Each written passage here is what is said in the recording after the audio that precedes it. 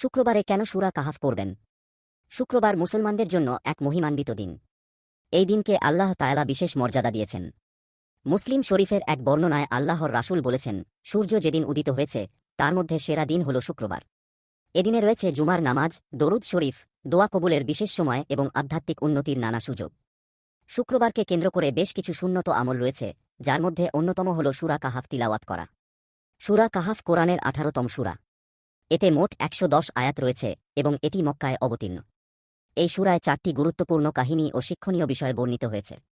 সেগুলো হল আসহাবে কাহাফ, গুহাবাসী যুবকগণ, মুসা আলাইহি ওয়াসাল্লাম ও খিজির আলাইহি ওয়াসাল্লামের ঘটনা, জুলকারনাইন ও তার শাসন ব্যবস্থা ও দাজ্জালের ফিতনা থেকে সতর্কতা। একটি হাদিসে আল্লাহর রাসূল বলেন, যে ব্যক্তি জুমার দিন সূরা কাহাফ পাঠ করবে তার জন্য এক জুমা থেকে পরবর্তী জুমা পর্যন্ত নূর বিকিরণ করবে। সূরা কাহাফের গুরুত্বের দিক থেকে প্রথমত রয়েছে আসহাবে কাহাফের কাহিনী, ঈমানের জন্য আত্মত্যাগ এবং আল্লাহর উপর পূর্ণ ভরসার শিক্ষা। সূরার 9 নং আয়াতে আল্লাহ বলেন, তুমি কি ভেবেছ, গুহাবাসী ও আররাকিম আমাদের নিদর্শনসমূহের মধ্যে আশ্চর্য এক নিদর্শন। একদল যুবক ঈমান রক্ষার জন্য অত্যাচারী শাসকের কাছ থেকে পালিয়ে গুহায় আশ্রয় নেয়। আল্লাহ তাদের 300 বছর ঘুম পাড়িয়ে রাখেন এবং পুনরায় জাগিয়ে তুলে মানুষের সামনে তাঁর কুদরতের নিদর্শন প্রকাশ করেন। এখান থেকে শিক্ষণীয় বিষয় হল ঈমান রক্ষার জন্য প্রয়োজনে দুনিয়ার সবকিছু ত্যাগ করা। দ্বিতীয়ত, মুসা আলাইহি ওয়াসাল্লাম ও খিজির আলাইহি ওয়াসাল্লাম। সূরার 65 নং আয়াতে আল্লাহ বলেন, আমি তার কাছে আমার পক্ষ থেকে দয়া দান করেছি এবং তাকে আমার কাছ থেকে জ্ঞান শিখিয়েছি। মুসা আলাইহি ওয়াসাল্লাম খিজির আলাইহি ওয়াসাল্লামের সঙ্গে ভ্রমণে গিয়ে এমন কিছু ঘটনার সাক্ষী হন, যা প্রথমে তার কাছে অন্যায় মনে হলেও পরে বোঝা যায় আল্লাহর হিকমতে এর পেছনে গভীর রহস্য রয়েছে। এখানে শিক্ষণীয় বিষয় হল মানুষের জ্ঞান সীমিত আর আল্লাহর জ্ঞান অসীম। সবকিছুর পেছনে আল্লাহর হিকমত আছে। তৃতীয়ত, জুলকারনাইনের ন্যায়নিষ্ঠ নেতৃত্ব। সূরার 8 নং আয়াতে আল্লাহ বলেন, আমি তাকে পৃথিবীতে প্রতিষ্ঠিত করেছিলাম এবং তাকে সবকিছুর জন্য উপায় দিয়েছিলাম।